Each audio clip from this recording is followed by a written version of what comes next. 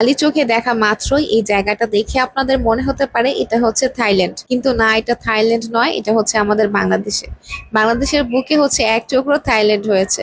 আর এই জায়গাটাতে আপনারা কিভাবে যাবেন এবং কি কি খরচ পড়বে এবং টিকিটের মূল্য কত, আর আমরা কি কি মজা করেছি, কি কি এখানে আপনারা রাইড পাবেন, সব কিছুই আজকে এই ভিডিওতে আপনাদেরকে ডিটেলসে বলে দেওয়া হবে। এই ওয়াটার পার্কটিতে আসলে আপনি কক্সবাজারের ঢেউর ফিল পাবেন, তারপরে থাইল্যান্ডের ফিল পাবেন, আর অনেক বেশি বেশি মজা করতে পারবেন। আমরা অনেক বেশি এনজয় করেছি।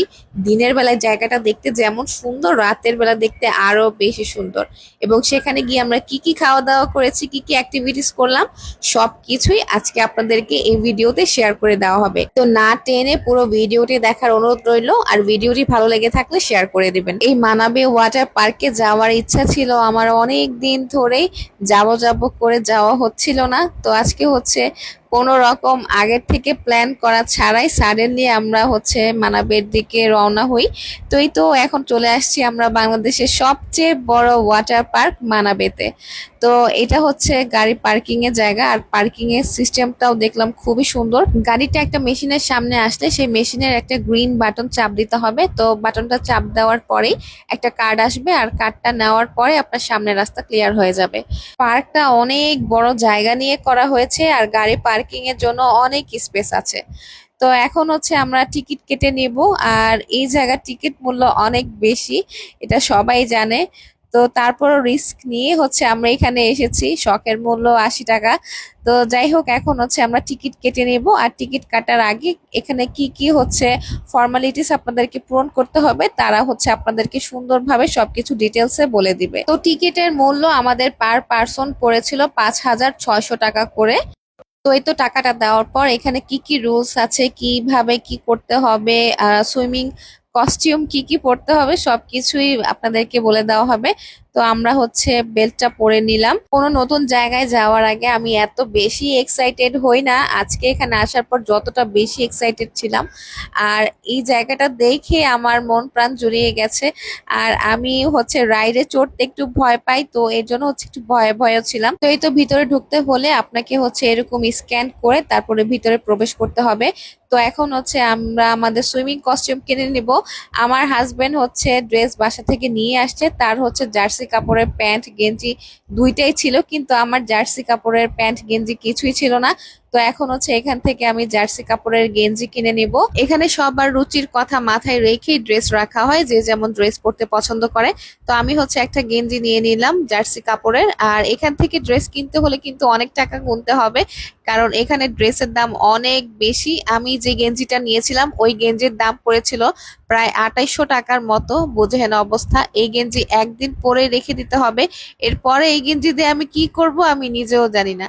তো এখন হচ্ছে আমাদেরকে সেফটি লকারের ওইদিকে নিয়ে যাওয়া হচ্ছে, আমাদের ব্যাগটা যেখানে রাখা হবে। সেফটি লকার ছাড়াও মানাবের পুরো ওয়াটার পার্কটাই আপনাদের জন্য সেফটি, কারণ আমরা মোবাইল এখানে সেখানে রেখে পুরো ওয়াটার পার্ক ঘুরে বেরিয়েছি।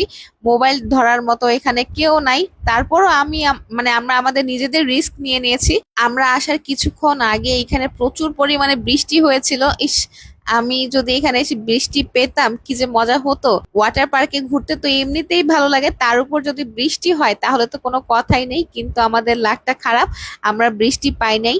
তো এখন হচ্ছে আমরা রাইডে ওঠার জন্য এখান দিয়ে যাচ্ছিলাম। আর আপনি এই জায়গাটাতে এসে যেখান দিয়ে যাবেন আপনি থাইল্যান্ডের একটা ফিল পাবেন। আমাদের দেশে আমরা সচরাচর যে ওয়াটার পার্ক গুলো দেখে থাকি, এটা আসলে ওইরকম না, এটা সম্পূর্ণ ভিন্ন। আর এখানে আসলে আপনি অনেক বেশি এনজয় করতে পারবেন, পরিবেশটাও ভালো। আর এরপরে হচ্ছে বাসায় গিয়ে আপনাদের মনে হবে যে না, টাকাটা ওয়ার্থ ইট ছিল। তো যাই হোক, এখন হচ্ছে আমরা একটা ভয়ঙ্কর রাইডে ওঠার জন্য যাচ্ছি। আর আমি কানে ধরেছি এই রাইডে আমি আর জীবনে উঠবো না। এখানকার পানির কালার গুলো এত বেশি সুন্দর, মনে হবে যে আপনি ওই যে থাইল্যান্ড কিংবা মালদ্বীপের পানির যে কালার গুলো হয় না, ওইরকম পানির কালার গুলো। আর পানিগুলো খুবই স্বচ্ছ ছিল, আর পরিবেশটাও খুব সুন্দর গোছানো ছিল। কোনো হচ্ছে মানে অনেক ওয়াটার পার্কে দেখবেন অনেক বেশি নোংরা থাকে, অনেক বেশি হচ্ছে গ্যাদারিং থাকে, এই জায়গাটা আসলে তেমন না। তো এই তো দেখেন আমরা হচ্ছে এই রাইডটাতে উঠেছিলাম সবার ফার্স্টে। তো দেখেন এখন আমাদের অবস্থা, আমি এত বেশি ভয় পেয়েছিলাম মনে হচ্ছিল 7 তলা উপর থেকে আমাদেরকে নিচে ছুঁড়ে ফেলে দেওয়া হয়েছে। তো যাই হোক, এটাতে উঠলে আপনারা অনেক বেশি মজাও পাবেন আবার অনেক বেশি ভয়ও পাবেন। আমি তো অনেক বেশি ভয় পেয়েছি। আমার হাজবেন্ড না থাকলে আমাকে এটাতে কেউ উঠাতে পারতো না, ও আমাকে জোর করে রাইডে উঠিয়েছিল। তো যাই হোক, খুবই মজা করেছি, এত টাকা দিয়ে এখানে আসছি, এই রাইডে না উঠলে কি চলবে বলেন। আমার জামাই এক রাইডে উঠতে না উঠতে আরেক রাইডে ওঠার জন্য পাগল হয়ে গেছে। তো সে হচ্ছে মানে ওয়াটার পার্ক গুলো অনেক পছন্দ করে, কিন্তু আমার কাছে তেমন একটা ভালো লাগে না, কিন্তু এই মানাবেটা আমার কাছে সেই লেগেছে। আমি এই জায়গাটাতে আবারও আসবো ইনশাল্লাহ। আর আপনাদের সাথে কিন্তু আমি আজকে পুরো মানাবের ভিডিওটা শেয়ার করতে পারছি না, কারণ পুরো ভিডিওটা শেয়ার করলে ভিডিওটা অনেক বেশি লং হয়ে যাবে, কেউ আর দেখতে চাইবে না। তো এজন্য হচ্ছে আমি 2 ভাগে ভাগ করে তারপরে ভিডিওটা আপনাদের সাথে পরের দিন আবারও আপলোড করে দেখাবো ইনশাল্লাহ।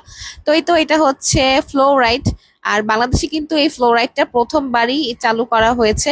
দেখেন আমার হাজবেন্ড কত বেশি মজা করেছে, আমার এই জিনিসটা দেখে অনেক বেশি ভালো লেগেছে। আমি উঠতে চেয়েছিলাম কিন্তু আমার হাজবেন্ড উঠতে দেয়নি, কারণ সে বলছিল এটাতে নাকি পানির প্রেসার অনেক বেশি থাকে। তো এখন হচ্ছে দেখেন আমি নাচানাচি শুরু করে দিয়েছি, কারণ এই জায়গাটাতে আমার খুব ভালো লেগেছে। কোনো জায়গা আমার বেশি ভালো না লাগলে আমি নাচানাচি করি না। তো যাই হোক, একটু মজা করলাম। তো এখন হচ্ছে আমরা আরেকটা রাইডে উঠবো। আর এখানকার পরিবেশটা সন্ধ্যা হয়ে যাওয়ার পর আরো বেশি ভালো লাগছিল।